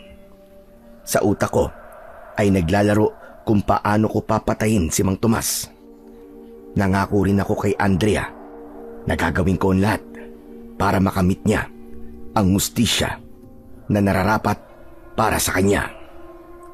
Sa mga lumipas na araw ay pinilit kong makisama kay Mang Tomas na kagaya ng pakikisama na ginagawa ko sa kanya nung mga unang araw na nakilala ko siya. Ginawa ko ang lahat para hindi niya mahalata na alam ko na isa na siyang aswang. At sa tuwing mag-isa ko ay doon lang ako kinakausap ni gubat nun. Palagi niyang ipinapaalala sa akin na dapat akong kumalma sa tuwing kaharap ko si Mang Tomas. Isang malaking pagsubok para sa akin na humarap sa taong pumatay sa aking asawa. Pero wala akong magawa kundi ang maghintay ng tamang panahon para patayin ko siya. May mga pagkakataon na sa tuwing nakatalikod si Mang Tomas ay gusto ko nang kumuha ng kutsilyo para saksakin siya ng paulit-ulit. Pero nababasa ni gubat noon ang utak ko, kaya sinasabi niya sa akin na wag ko yung gagawin kung ayaw kong masira ang plano namin. May isang gabi na magkasabay kaming kumakain ni Mang Tomas. Hindi ko namalayan na nakatingin na pala ako sa kanya ng matalim.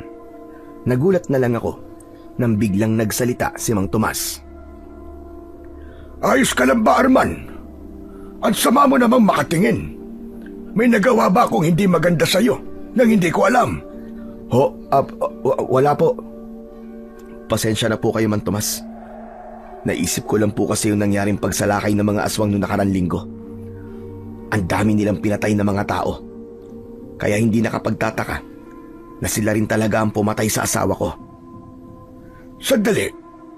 Ang akala ko ba naniniwala ka pang buhay ang asawa mo? Noon yun, Man Tomas. Pero nang nalaman kong totoo ang mga aswang, ay napagtunto kong totoo nga mga sinabi niyo sa akin, na mga aswang ang dahilan kung bakit kami na aksidente.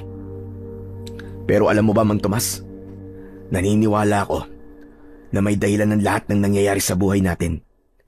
May dahilan kung bakit na aksidente kami. At may dahilan kung bakit ako nandito sa lugar na ito. Ano ba sa tingin mo ang dahilan kung bakit ka nandito? Para ubusin ang mga aswang na pumatay sa asawa ko. Nandito ako para maghiganti, Man Tomas. Arman, tumahimik ka na. Baka makahalata si Tomas dahil sa mga sinasabi mo. Sa kabila ng pagsaway ni Gubat nun sa akin, ay hindi ko siya pinakinggan. Naiintindihan kita kung bakit mo yan nasasabi. Pero ipapaalala ko lang sa'yo na hindi birong kalaban ng mga aswang, lalo na't wala kang kasanayan sa pakikipaglaban sa kanila. Mapapahamak ka lang. Para sa akin, ay sapat na ang galit na meron ako para makipaglaban sa kanila. Ito ang magiging sandata ko para maipaghiganti ko si Andrea. At hindi ako titigil hanggang sa magtagumpay ako. Tandaan mo yan, Mang Tomas. Napansin ko ang paglunok ni Mang Tomas na sinundan ng pagbakas ng takot sa kanyang muka. Naramdaman ko na nabahala siya sa mga sinabi ko at malamang ay naisip niya kung ano ang kaya kong gawin dahil sa labis na galit na nasa puso ko.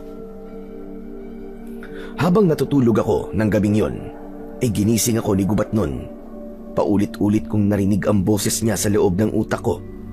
Inutusan niya akong lumabas para makapag-usap kaming dalawa. Tahimik naman akong lumabas para hindi magising si Mang Tomas.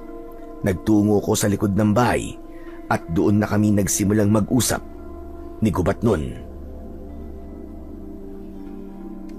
Bakit mo naman inabala ang pagtulog ko, Gubat nun? Importante ba yung sasabihin mo? Anong ginawa mo kanina? Bakit mo kinausap si Tomas na parang galit na galit ka sa kanya?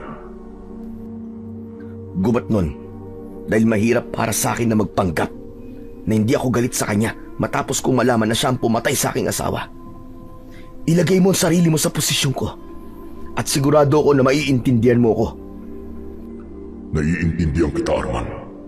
Pero tandaan mo na kung palagi kang ganun makipag-usap sa kanya, ay hindi malabong malaman niya na alam mo na ang totoo. At kapag nangyari yun, mauuwi sa lahat ng plano natin. 3 linggo na lang, Arman. 3 linggo na lang at sasapit na ulit ang pagbilog ng buwan. Hindi mo na ba kayang maghintay? Nasa loob ka ng katawan ko. Kaya alam mong mahirap para sa akin na maghintay ng ganong katagal. Alam mo kung gaano ako nahihirapan araw-araw na pakisamahan ng maganda ang taong pumatay sa asawa ko. Alam ko ang nararamdaman mo, pero sana'y maunawaan mo rin na walang magandang maidudulot kung magpapadala ka sa galit mo. Magsasalita pa sana ako nang may narinig akong kaluskos sa akin likuran. Mabilis akong humarap at paglingon ko ay nanlamig ako nang makita ko si Mang Tomas. Naglalakad siya palapit habang may pagtataka sa muka. Arman, anong ginagawa mo rito sa labas na ganitong oras? Hindi po kasi ako makatulog eh. Kaya naisipan kong magpahangin muna dito sa labas. At saka parang naririnig kitang nagsasalita. May kausap ka ba? Wala ho. Sino naman pong kakausapin ko rito? May nakita ho ba kayong kasama ko? Wala nga. Pero naririnig talaga kitang nagsasalita. Hindi ko nga lang naiintindihan ang sinasabi mo dahil pabulong ang boses mo. Yun po ba? Wala po yun. Kinakausap ko lang ho si Andrea. Iniisip ko po na buhay siya at nasa harapan ko siya. Namimiss ko na ho kasi ang asawa ko eh. Kung kailangan mo na makakausap, nandito ako. Handa akong kausapin ka kahit anong oras. Pwede mo akong gisingin kung pakiramdam mo eh. Kailangan mo talaga ng kausap. Walang problema yun sa akin. Maraming salamat po, Man Tomas. Malamig na po rito sa labas. Pumasok na po tayo. Nauna na ako naglakad, pabalik sa loob ng kubo, upang hindi na magtanong pa si Mang Tomas. Agad namang sumunod si Mang Tomas sa akin. Pagkasarado niya ng pinto, ay lumapit siya sa akin. Kapag merong gumugulo sa isip mo, ay huwag kang mahihiyang lumapit sa akin ha. Handa akong makinig sa iyo, Arman. Ituring mo ko na para bang lolo o tatay mo. Ngiti na lang ang isinagot ko kay Mang Tomas. Ayoko na kasing humaba pa ang pag-uusap namin. Humiga na ako sa papag habang si Mang Tomas naman ay sa banig na nakalatag sa sahig, nakawayan. Pagkahiga ko ay muli kong narinig ang boses ni Gubatnon. Magpasalamat ka, Arman, dahil mukhang naniwala si Tomas sa pagsisinungaling mo sa kanya. Sana'y maging aral na sa iyo nangyaring ito. Simula ngayon, lahat ng desisyon na gagawin mo at mga salitang sasabihin mo ay dapat mo munang pag-isipan ng ilang libong beses.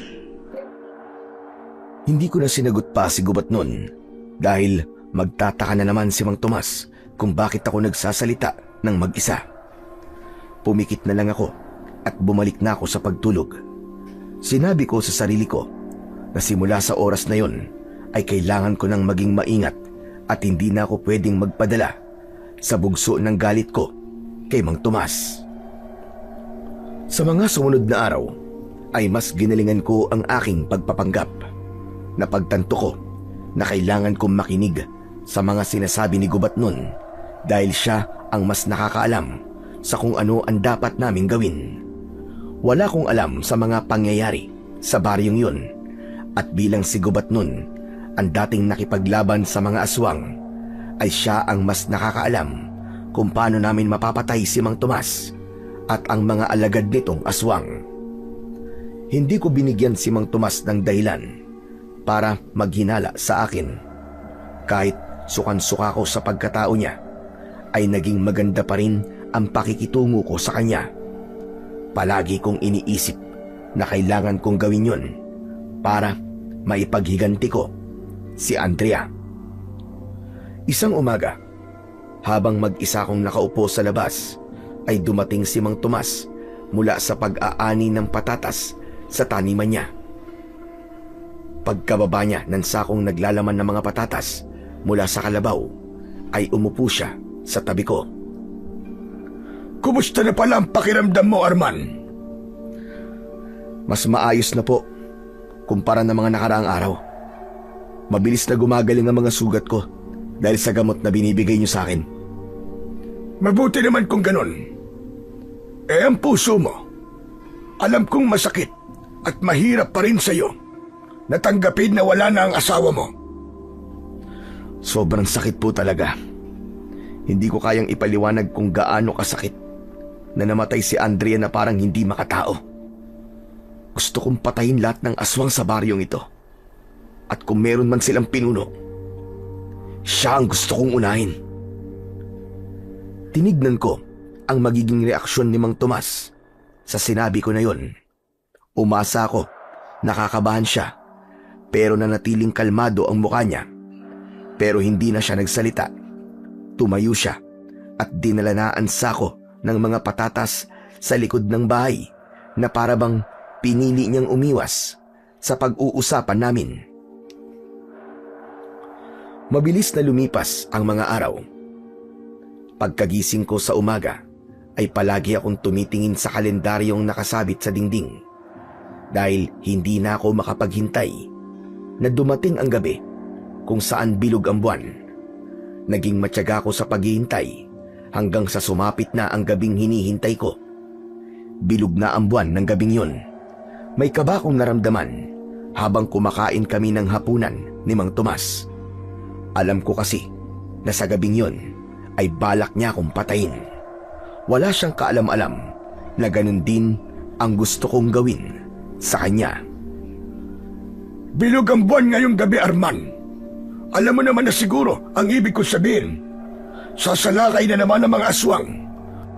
Huwag ka nang lumabas ng bahay para hindi na mangyari sa'yo yung nangyari sa'yo noong nakaraan. Huwag po kayo mag-alala. Natuto na po ako. Kayo po, ano po bang ginagawa niyo at lumalabas pa rin kayo kahit sumasalakay ang mga aswang? Nakikipaglaban ako sa mga aswang. Kabilang ako sa grupo ng mga manunugi sa baryong ito.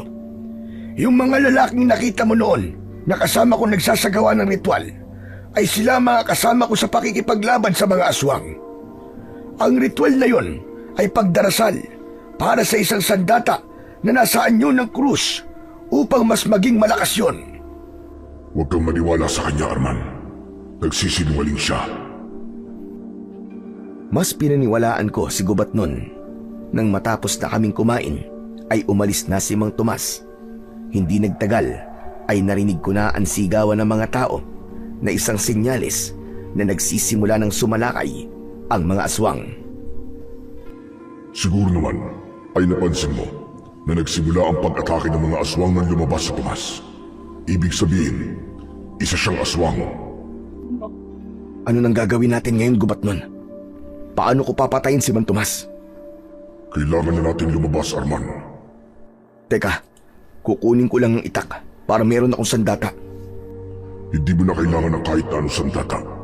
Dahil ang kailangan mo lang gawin ay yung maligo sa sinag ng buwan. Ha? Teka, anong ibig mong sabihin? Sundin mo na lang ang sinabi ko. Lumabas ka na at hayaan mo masinagan ka ng buwan. Dahil sa tiwalang meron ako kay Gubat nun, ay sinunod ko na lang siya. Lumabas ako at habang umaatake ang mga aswang sa paligid, ay dumipa ako sabay pikit. Dinama ko ang liwanag ng buwan at hinayaan kong pumasok sa katawan ko ang enerhiya na nagmumula roon. Hanggang sa may naramdaman akong kakaiba sa loob ng katawan ko. Sinubukan kong gumalaw pero para akong tuod. Kahit ang pagsasalita ay nahirapan kong gawin. Gubat nun! Ano to? Anong nangyayari sa akin? Nagtagumpay ako. Sa wakas, may katawan na ulit ako. Ano? Teka, ano ba sinasabi mo? Nilinlang kita, Arman. Dahil ang totoo, ako ang pinuno ng mga aswang na sumasalakay sa baryong ito. At sinitumas naman ang mga manunugis na pumatay sa akin doon. Ikinilong nila ang kaluluwa ko sa kuweba. At si Berta, isa siya sa mga tapat kong alagad. Lahat ng sinabi ko sa'yo ay walang katotohanan. Walang itinakda. Dahil yun ay isang kasinungalingan. Sadyang kailangan ko lang talaga ng katawan ng tao para gamitin upang makalabas sa kuwebang yun. At ngayon, nasinagad na ako ng liwanag ng bilog ng buwan. Akin na ngayon ang katawan mo, Arman. Hayop ka! Hayop ka, Gubat nun! Demonyo ka! Niloko mo ako! Hindi ako pumapayag na ang kinin mo ang katawan ko! Umalis ka sa katawan ko! Umalis ka sa katawan ko, Gubat nun! Kahit anong sabihin mo, Arman, ay wala ka na magagawa. Akin na ngayon ang katawan mo.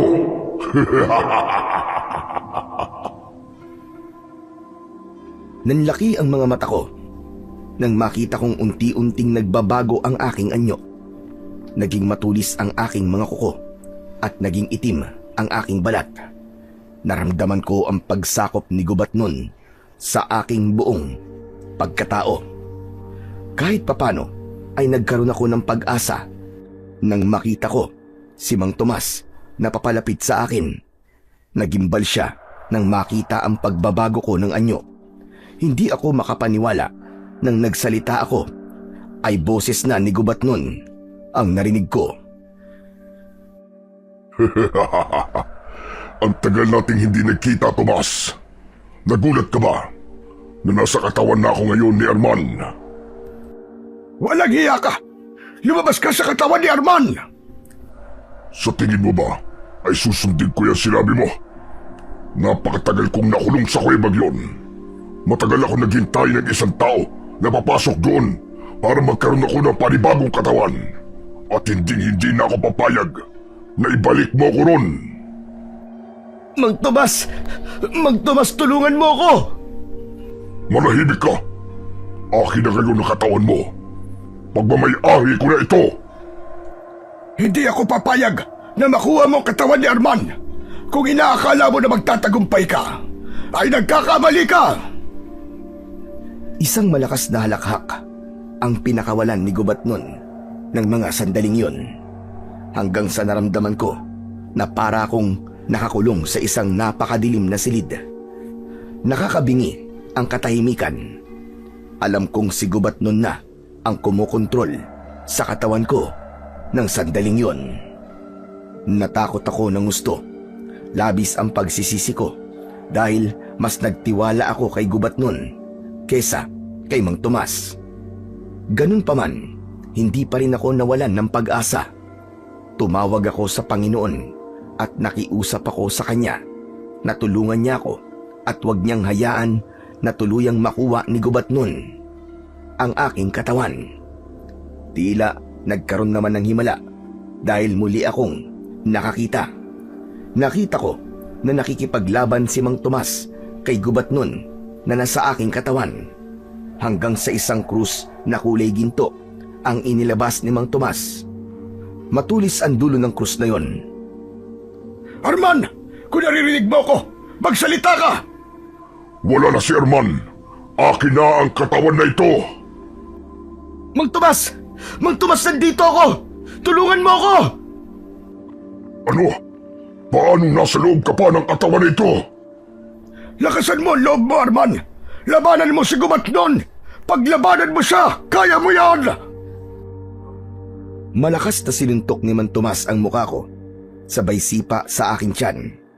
Natumba ako sa lupa at agad na pumaibabaw si Mang Tomas sa akin. Akmang itatarak niya sa leeg ko ang krus, pero natigilan siya. Nagkaroon siya ng pag-aalinlangan na saksakin ako. Bakit hindi mo ituloy ang pagpatay sa katawan na ito? Natatakot ka ba? Dahil kapag ginawa mo yan, mamamatay din si Arman. Nagtaka ako nang kinuha ni Mang Tomas ang kamay ko at inabot niya sa akin ang krus. Arman! Kailangan mong isaksak sa dibdib mo ang krus na yan! Yan lamang ang paraan para mawala na si Gubat noon sa katawan mo at tuluyan na siyang mawala sa mundong ito! Gawin mo na! Ikaw ang dapat gumawa niyan dahil katawan mo yan! Nang sandaling yun ay pinaniwalaan ko ang sinabi ni Mang Tomas. Hinawakan ko ng dalawa kong kamay ang krus, pero nang itatarak ko na yon sa dibdib ko ay may napakalakas na puwersa na pumipigil sa akin at alam ko na si Gubat nun yun. Hindi ka magtatagumpay, Arman! Hindi ka magtatagumpay! Akin na ang katawan na ito! Hunghang ka, demonyo ka! Akin ang katawan na to! At kahit sino, ay walang ibang pwedeng magbayari nito, kundi tanging ako lang! Dahil bigay ito sa akin ng Panginoon Diyos!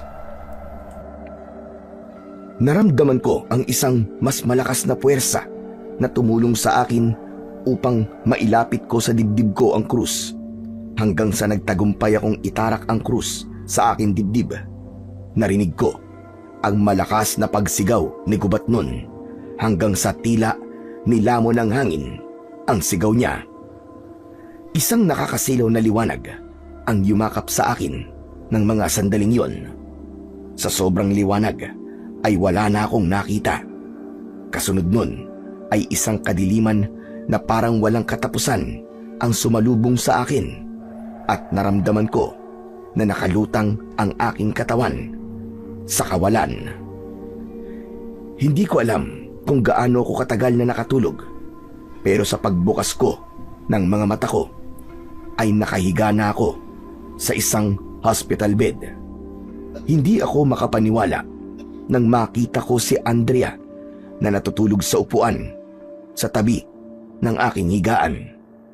Agad akong ginising ni Andrea at bumakas ang saya sa kanyang muka.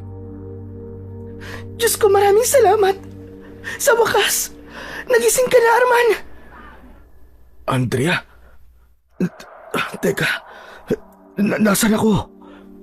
Nasa langit na ba ako? Ha?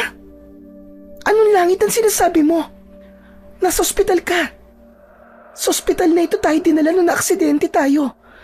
Yung nalaglag yung bus na sinasakyan natin. Ano? Nasan si Man Tomas? Si Gubat nun? Wala na ba siya? Patay na ba siya? Sino? Sino bang Man Tomas at Gubat nun yung sinasabi mo? Nako, siguro epekto lang yan ng gamot na itinurok sa'yo kanina. Sandali, tatawag lang ako ng nurse. Aalis sana si Andrea, pero mabilis ko siyang niyakap. Mahigpit ko siyang ikinulong sa mga bisig ko at hindi ko na napigilan ang mapaiyak. Mahal ko. Salamat sa Diyos. Salamat sa Diyos at buhay ka. Akala ko talaga iniwan mo na ako. Akala ko hindi na tayo magkikitang muli. Ano ka ba? Hindi pa natin oras na dalawa. Masaya rin ako na sa kabila ng matinding aksidenteng yon ay isa tayo sa mga nakaligtas. Hindi lang pala tayong dalawa, kundi pati na rin ang magiging baby natin. Ha? Baby natin? Oo, Arman. Tama ka nang narinig. Buntis ako. 3 months na. Yun sana yung sorpresa na sasabihin ko sa'yo. Magkakaanak na tayo, mahal ko. Mas lalo akong napaluha nang marinig ko ang sinabi na yon ni Andrea. Nang sandaling yun ay naguguluhan pa rin ako. Hindi ko alam kung panaginip lang ba ang nangyari sa baryo ni Namang Tomas o sadyang naglakbay ang aking katawan sa ibang mundo at oras. Pero alam ko na kung totoo mang nangyari ang lahat ng yun, ay ligtas na ang baryo ni Namang Tomas mula kay Gubat nun. At natutunan ko rin na pahalagahan ang oras na kasama ko si Andrea dahil hindi ko alam kung ano ang maaaring mangyari sa mga susunod na araw. Lubos kong naunawaan na ang bawat oras na kasama ko si Andrea